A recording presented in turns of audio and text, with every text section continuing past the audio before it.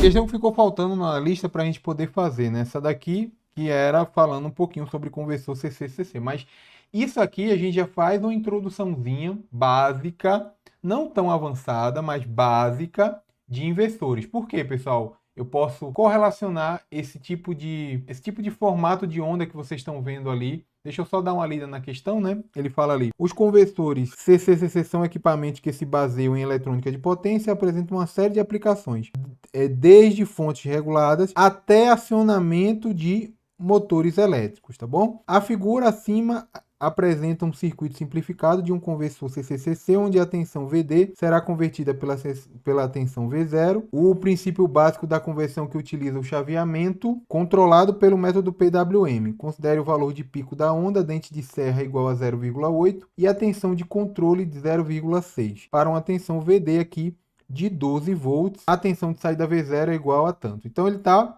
obviamente, colocando esse conversor aqui CCCC e ele falou diversas aplicações aqui. Esse tipo de modulação PWM, pessoal, com dente de serra ou onda triangular, vocês lembram quando estava estudando o quê? Para acionamento, por exemplo, de motores elétricos. A gente usa conversor DC-DC, a gente usa essa parte, por exemplo, para acionamento de motores aqui. Essa partinha aqui, ó. Para fonte regulada, eu tenho certeza que sim, né? Isso aqui, ok. Porque ele fala até acionamento de motores elétricos aqui. Por quê?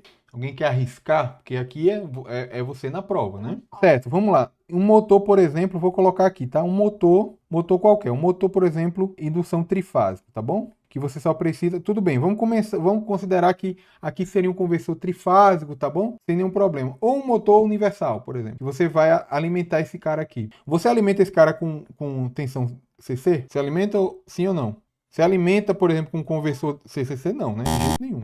Ah, então aqui, isso aqui só serve, por exemplo, para motor CC, então? Para máquina CC? Você já viu um conversor, tô chaveando desse jeito, acionar uma máquina elétrica, uma máquina de corrente contínua?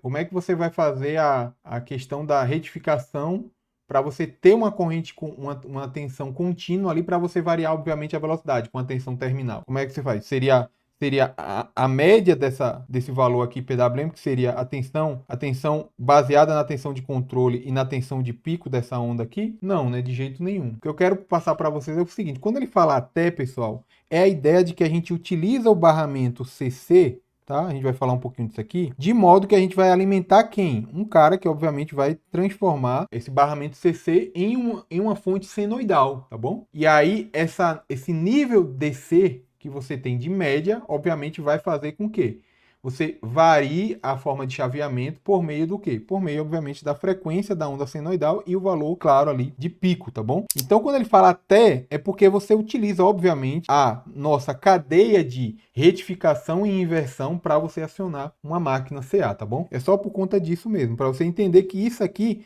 E, claro, se você tem esse tipo de gráfico aqui que você está observando, esse é um gráfico geralmente de você fazer modulação PWM para a inversão de frequência, ou melhor, para a geração de uma onda senoidal por meio da nossa acionamento via PWM e aqui por meio de uma, como eles estão chamando aqui, de uma portadora triangular. A gente vai falar isso mais para frente, tá bom? A ideia de você olhar isso aqui, isso lembra muito a parte quando você vai estudar a parte de inversores, tá bom? Então ele quis mostrar isso aqui, claro que ele tá vendo isso aqui. Que conversor seria esse aqui, pessoal? Esse aqui, ó, bem simples aqui, que eu tenho a tensão e tá vindo uma outra aqui num resistor R e eu tenho um chaveamento aqui. Se eu não tivesse esse chaveamento, eu tivesse praticamente essa onda tensão sempre constante. Então VD seria igual a V0, né? Ou seja, V0 em algum momento consegue ser maior do que VD. Entenderam a ideia? V0 em algum momento consegue ser maior que VD nesse tipo de conversor aqui? Tem algum elemento armazenador de energia para eu poder, digamos assim? Não, né? Não tem como. É o chaveamento mais simples de todos. Isso aqui é um conversor Buck mais simples de todos, tá? Não tem como. Beleza, se é um conversor Buck, então você já sabe que VD vai ser menor do que V0. Como é que eu calculo, então, essa tensão? Como é que eu calculo essa tensão de saída V0?